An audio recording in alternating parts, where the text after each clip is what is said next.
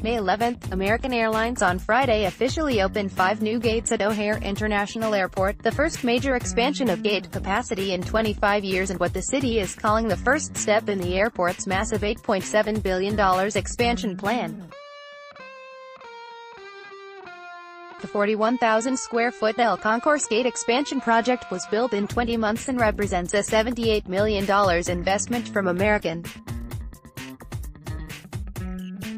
The new gates serve large regional flights and expand American's gate total at O'Hare to 71 from 66, said American spokeswoman Leslie Scott. At the ceremony, attended by American CEO Doug Parker and several Chicago aldermen, Emanuel noted that Friday also marked the end of O'Hare's old 35-year lease agreement with the airlines that operate flights from the airport. New leases signed with the airlines earlier this year are expected to pay for the airport's massive expansion. We begin today writing a new era and a new chapter for the city of Chicago, for O'Hare and obviously for American Airlines, Emanuel said at the event. The new American gates will help improve on-time performance, provide more space for concessions and improve connections for domestic and international flights, according to the airline in the city. Last week, American launched new service to Venice, Italy and Vancouver, British Columbia. New gate investment was announced in early 2016 and is part of a $1.3 billion infrastructure plan at the airport, which is separate from the larger $8.7 billion project.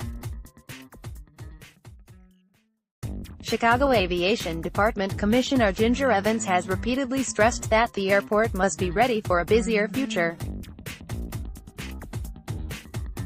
She said Friday that the airline industry globally will continue to expand, and O'Hare needs to be prepared. We intend to be at the leading edge of serving that demand.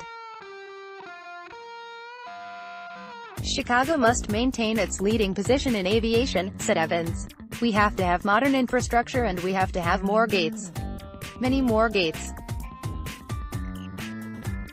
What you're seeing today is step one of a very important, long-scale expansion. American had clashed with the city over the expansion proposal, claiming that Emanuel had cut a last-minute secret deal with United Airlines to give the Chicago-based carrier more gates and an unfair advantage. Evans denied the charge, and American, which has a major hub at O'Hare, dropped its opposition in March.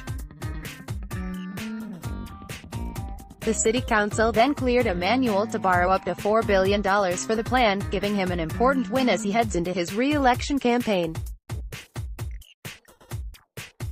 Travel industry analyst Henry H. Hartvelt, president of San Francisco's Atmosphere Research Group, said Friday's gate expansion is critical to Americans' ability to expand. American has been gate-constrained, said Hartvelt. Chicago O'Hare has been gate-constrained. He said the new gates will allow American to operate potentially 40 or more additional flights a day.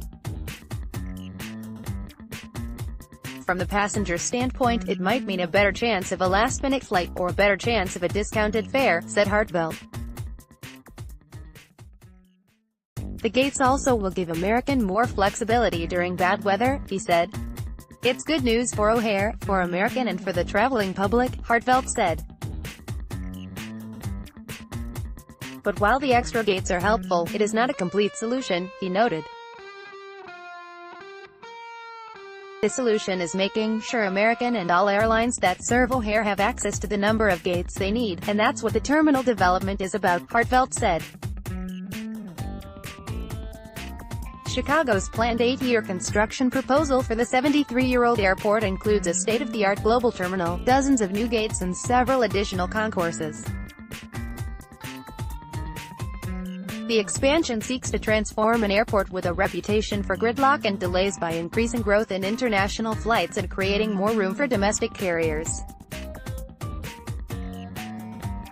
More gates would allow more flights and help keep planes from getting backed up, while a new international terminal would speed connections between foreign and domestic flights.